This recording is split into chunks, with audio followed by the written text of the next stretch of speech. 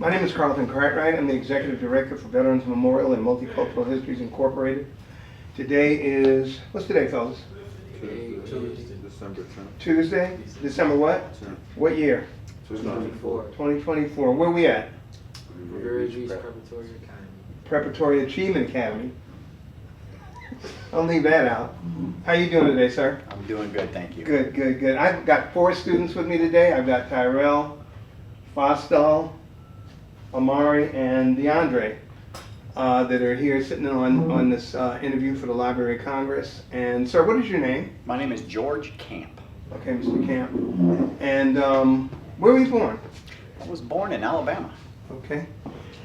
All right. And what year did you go into the service? 1988, What branch did you go into? United States Air Force. Why did you choose that branch? Well, actually, I didn't choose that branch. That branch chose me. How was that? I have a burn on my neck, Mhm. so I actually tried to join the Marines, but they said the gas mask wouldn't seal. So I ended up in the Air Force. So that was the end of that, huh? Yes, sir. Okay. Where were you before you went into service? What were you doing prior to going into the military? Just, I was a teenager working various jobs here and there, restaurants, whatever. How old were you when decided to go in? I went in on a couple of days after my 20th birthday. Okay. All right. And that was in Alabama? No, actually, I was born in Alabama, Mhm. but I was living in Tennessee. Most of my life was in Tennessee. Okay. Okay. And I think you said you were 18? I was 20 when I 20. Yeah, 20 when I joined. Okay. So, where was basic training? Lackland Air Force Base in And Texas. how long was basic? Basic was 6 weeks. Mm-hmm. Did you take a break and come home first, or did you go to your tech school? I took a break Okay. for about a week, went back home to see my mom and brother and sister. What was your MOS? I was a 915. I was a psych tech. A psych tech. I worked in a mental hospital. Oh, really? Okay. Did you have a background for that? No, not actually. I wanted to go into medical. Uh-huh. And they, of course, they do a test to find out what your aptitude is ASVAB. for, and Right. that's what they chose. And I said, all right, let's do it. Okay. All right. How long was that tech school, and where was it? Well, I went to San Antonio, so Air Force didn't actually have a school for it yet. So I ended up going to Fort Sam Houston for my training. Oh, okay. And I was there for a little over 3 months, and it was awesome. Okay. So that was like more than 12 weeks. Yes, sir.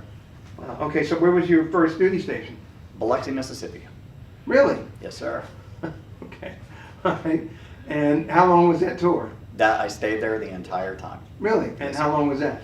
I was actually in 3.5 years in the Mhm. Air Force. I got out 6 months early because after the Gulf War, they had a lot of people, so they started offering bonuses, for people who would go. Right. To where? Well, just to get out, just Oh, to because they had too separate. many people. Yeah. So Oh, God, separated. that was one of those. What year was that when you separated? 92. Okay. Tell us about the tour. What was, I guess you lived on base? Yes, sir. So how was the food? How were your instructors, by the way, in basic training? What was that all about? Let's talk about that for a minute. Okay, so basic training for me personally was awesome. It was like, I don't know, just the gung-ho. I was the flag bearer. Okay. So, and that was an honor to carry the flag. And Did a lot of marching? yes, sir. And a lot of running with the flag. Right. Okay. So, and I was a pretty gung-ho kid. So when we would do the 5 miles, I would run around our platoon Okay. as they were running. So, and when they would stop and do push-ups, you're carrying the flag, you don't have to do the push-ups, but I would. I'd hold it with one hand and do one-handed push-ups and scream at everybody to come on. I really wanted the Marines, but I had to do what I had to do. Why But, didn't you go in the Marines? Well, again, the Right, gas mask right. wouldn't Okay. seal, so I got you. physically they wouldn't allow. I understand. I understand. But it was good. I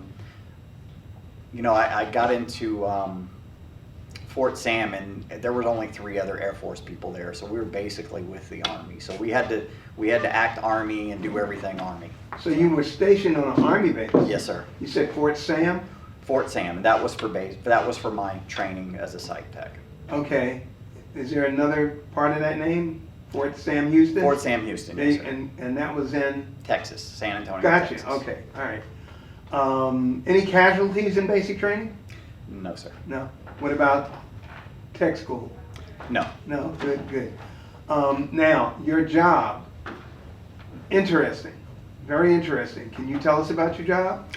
So we basically went through all kinds of different situations. When I first went to Biloxi, I worked in an outpatient setting. So people would come to an office, just like a doctor's appointment or something like that, and talk about problems and talk about issues they had. Sometimes it was the spouse. So, you know, I would administer psychological testing and report that to Colonel Palyuka. So that was kind of basic, but after some time, I switched over to the inpatient unit, and that's where things got interesting. So you actually had a lot of psych patients in there, and they varied from people who had hallucinations to bipolar disorder. And during the Gulf War, which you know was during my time, we had a few PTSD patients. When you say a few, do you really mean a couple, or do you mean a couple hundred? No, a couple. Okay. Because we were still in the States. So it was only the people who went and came back and were here with us. Anybody else that needed treatment were treated wherever they were at. Okay, all right.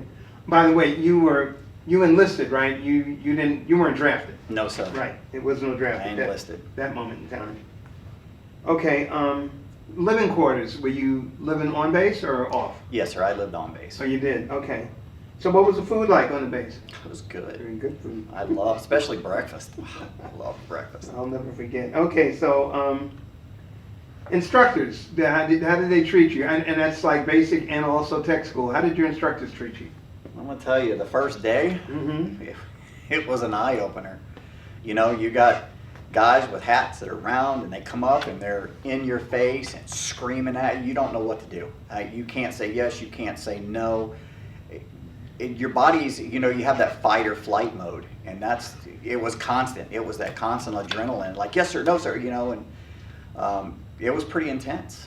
And Sergeant Karatachea was our main one, and Sergeant Nelson was his backup. But these guys were tough, and but by the end of basic, you respected them so much. You learn a lot from these guys. I mean, they pretty much break you down, but they build you back up so much better. And tech school? Tech school, I'd say that's kind of like college. Right. You know, Just go to class. Yeah, you go to classes, you do your PT, but it's pretty much, you know, just like going to college. Did you deploy anywhere over the four-year period? No, sir. I wanted to during the Gulf War. I really wanted to, but I wasn't ranked high enough in the medical field. Oh. So I had friends of mine that were deployed because they had reached, you know, staff sergeant or higher. What rank did you achieve by the time you separated? E3. Okay. Airman first class. Airman, I was going to say, okay. I'm trying to remember. Okay. So you were never in combat? No, sir. So you were never a prisoner of war? No, sir. Okay, but I want to go back to these few or several combat veterans. What were some of the things that were put in place to help them deal with their PTSD? Well, and some of the things that I would do are stress and anger management classes. Okay. A lot of people, you know, they kind of bottle it up inside of them. They don't really know how to deal with it, you know, Right. given the situation and what they go through.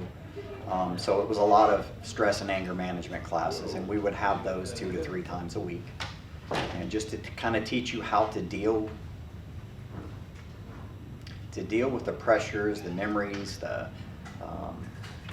psychological aspect of seeing things that you just don't want to see. Okay. I'm really literally afraid to ask, did you lose any of those patients during that time period? No. Luckily, we did not at our facility, so Okay.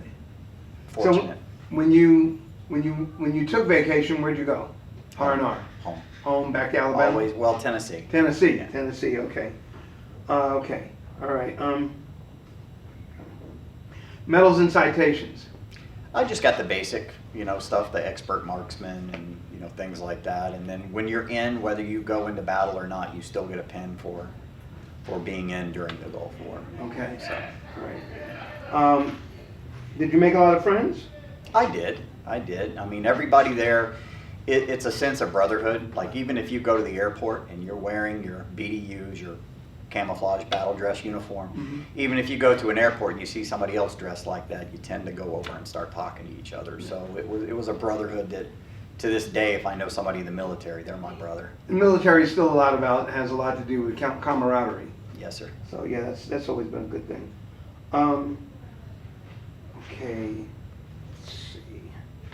So, did you have any issue staying in touch with your family while you were in the service? No, sir. Okay, no problems with that.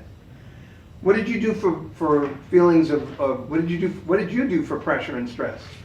Well, I mean, I worked in a hospital, and these people, again, were my friends. They were like brothers and sisters, so I would talk to my coworkers. And, even one time I had a patient that touched me so much emotionally that I sought counseling myself with one of the people I worked with, just to kind of help me deal with it. Okay, wow. Extraordinary. Tell me two of your most memorable memories, experiences while you served. Well, like I was saying before, boot camp was fun. I'm sorry, but that was the most amazing. That was, if I could do that again today, I would do it again. Really? Okay, I love it. To get out there and you're just the testosterone, the hoorah, but my favorite experience was, have any of you guys seen MASH? Mobile Army Surgical Hospital. It was a TV show back in the 70s about a group of doctors, and they would move their hospital around. In Vietnam. Yes. In Vietnam. And they would move their hospital around, so it was mobile. So they were doing all surgeries and everything intense. So we were able to do that as a practice. Every year we would have drills. And the most fun about that is you got to play victim and you got to play medic at the same time. So did you go out in the field, or was it just like on the base? It was off base, but it was in the same state. Okay. So you would go out to a field, they would dress you up as a victim. This is before the Gulf War, but they would dress you up as a victim. Like I had my intestines were supposedly hanging out, and they had makeup artists do all this stuff, and they'd take you out in the field, and people would come out and look for you. Simulation. Uh-huh. So we would practice these things and drill these things. And the second day, other people would go out, and you would get to be the person to go out and find them, bring them back in a litter. They teach you how to, carry a person and still able to hold your M16 and fight while you're carrying somebody that's wounded. So to me, that was probably one of the most amazing things ever, to teach you how to defend yourself and take care of each other at the same time. Again, were there any casualties when you guys went out on maneuvers? No, sir. No? Okay, that's good. That's good news. Okay, you guys have any questions so far? Anybody? Yes, I appreciate it. Amari? What life lessons did your experience teach you? I'm sorry? Was it stressful? Oh, yeah. Stress. The thing I liked about the stress is that you learn to cope with it. You learn to deal with it. They gave you coping skills and tools to deal with that kind of stress. Okay. For the most part. I mean, nothing's perfect. But you learn to suck it up or get help from a buddy. Like I said, the brotherhood and the sisterhood was there. So you always had people on your side that understood. Okay. So, when you separated from the service, what were you, as you grew closer to the end of your 3.5 years, what was your plan for after service? Well, I wanted to get back into the medical field. And that's 1992, right? Yes, sir. Mm-hmm. I wanted to stay in the medical field, and but I found it was hard. One of the reasons I thought it was hard is because, I wasn't a nurse. I was a tech. I was a psych tech. So when I came out, I was actually told several times that I was overqualified for the job. And I didn't understand that. I'm like, how is it being overqualified bad? And I finally built up the courage to ask a gentleman on my third interview, and he said, well, if we hire you, you're not going to be happy, and you're going to leave the first opportunity you have to have a job that's better suited for you. He said, so I don't want to waste my time. He said, we'd love to have you, but you're better than us. So that kind of, I mean, it was a compliment, but at the same time, I needed a job. Right. So I ended up staying in the medical field and staying in psychiatric for years. Who are you working for? Well, I ended up at a place up in Ocala, Florida. I don't know if they even exist anymore, but it was Charter Springs Hospital. And I worked with a different dynamic. In the military, you know, we had a variety of patients, but when I was there, I worked on an alcohol unit temporarily. I worked on a children's unit. So, I mean, it definitely helped me with pursuing that, because I had the courage to take on whatever job, you know, in psychiatric, whether I had experience or not. It was enough to get me through and help people. Okay. So how long did you, where was this? That was in Ocala, Florida. Okay, and how long were you there? I stayed there for, let's say, like 3 years before I moved to West Palm Beach. Okay, and okay, so after you got here, where was your employment first in the beginning? Well, in the beginning, I started working for Nurse Finders. I don't even know if they still exist anymore, but basically, you know, I'd go and take care of elderly or whatever. It was just, what do you call it? It was an agency. So you would jump from different job to different job. A nursing home would call and say, hey, we need somebody to work, you know, the midnight shift. And they make calls and you accept it or don't accept it, you know. Right. So I did that until, you know, I found something better. And how long were you there? Or, you I'd know, in say that situation? about a couple of years. Okay. It was just a few years I stayed there until I started, you know, working as a, well, then I jumped into construction for a while, and then got back out of that, went back into the medical field. And I'm curious, what did you do in construction coming away from medical? Destruction. Huh? It was actually destruction. So I ran track hoes and bulldozers and knocked down trees and, you know, whatever. We cleared land like the Wellington Mall. We cleared all of that. Oh, really? So, Wow. you know, I did heavy equipment for years, and then, you know, went back to the medical field. And even right now, I still do home health, you know, helping an agency now. So this was your next job? Home health. Home health. Home health. And what year did you start down that road? Oh, wow, it's got to be, How long have you been with this company?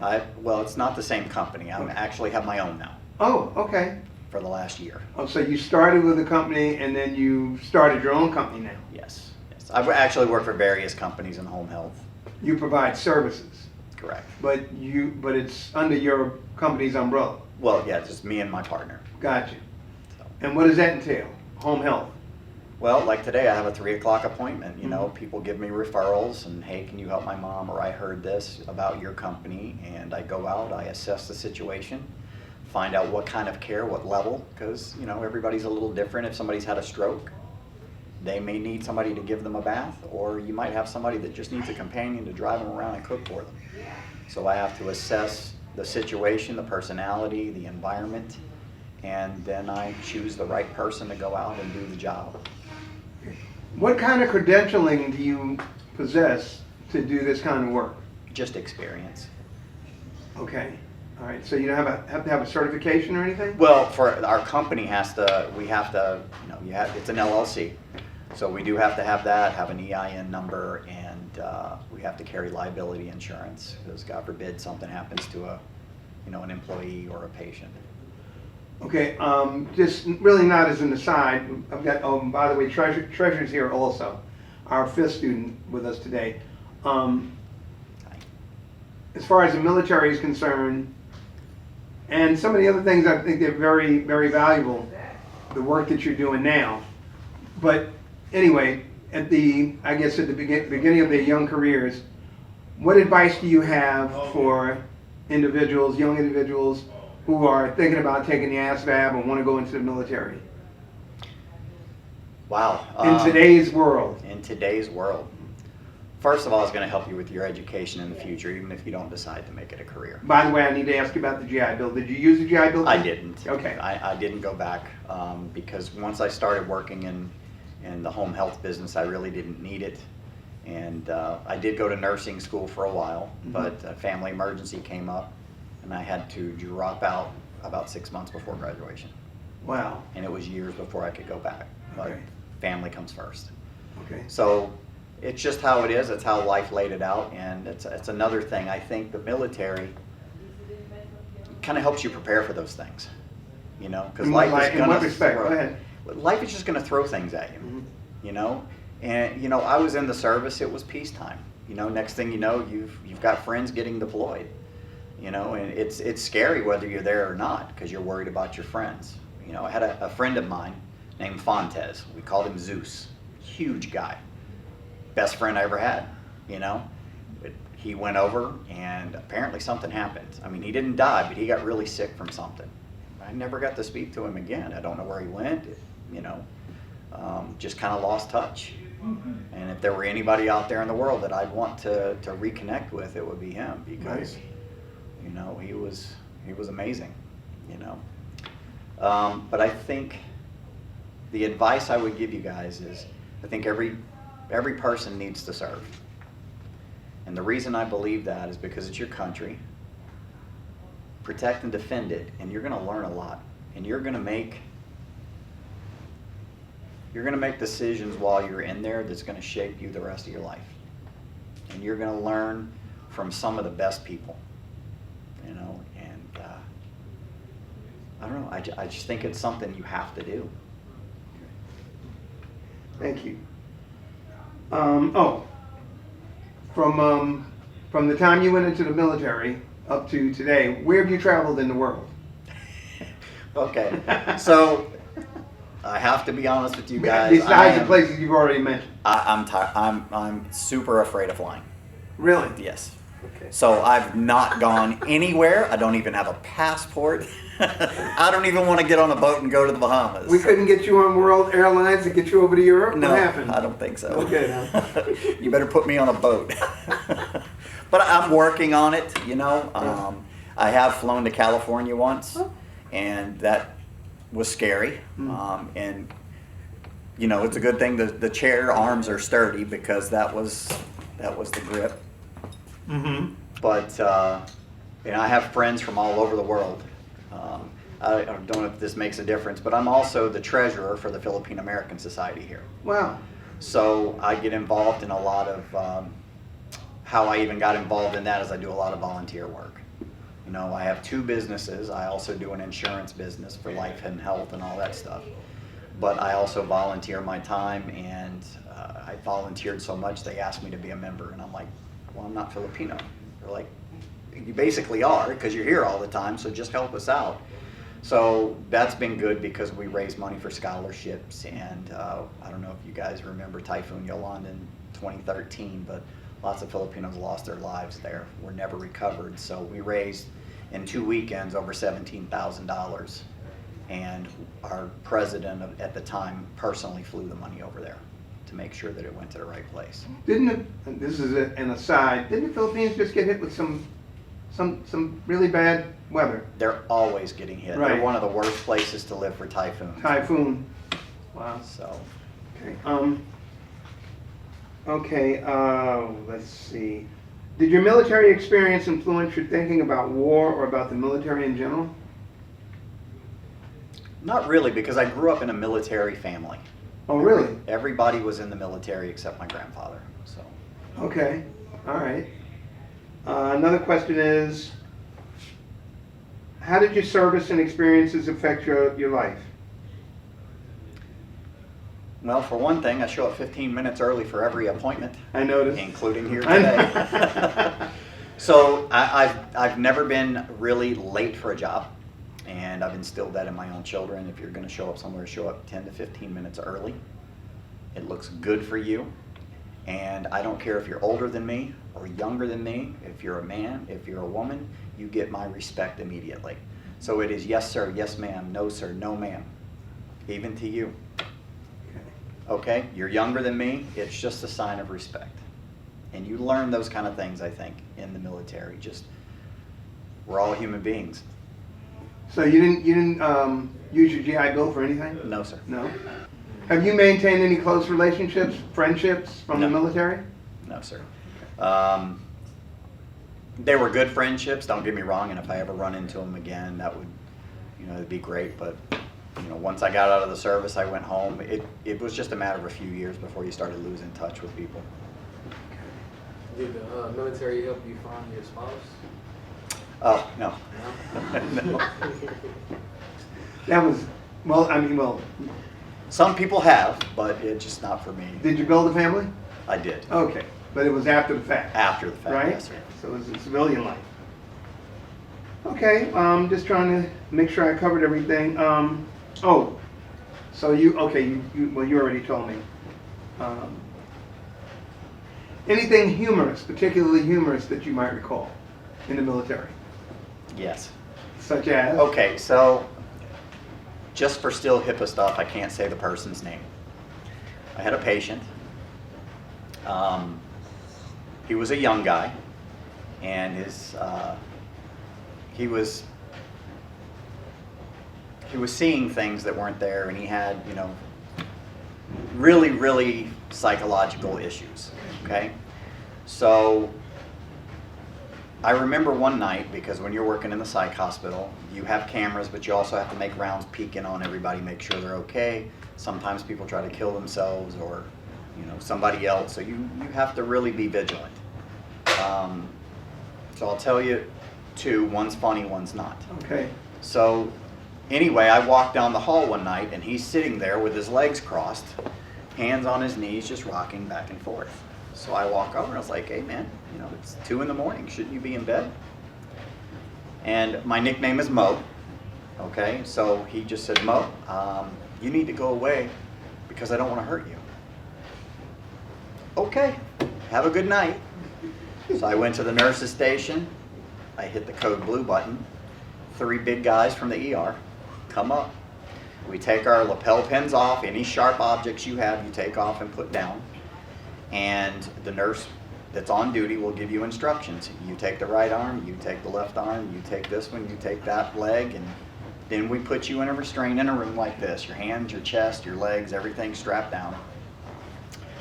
So we strapped the guy down.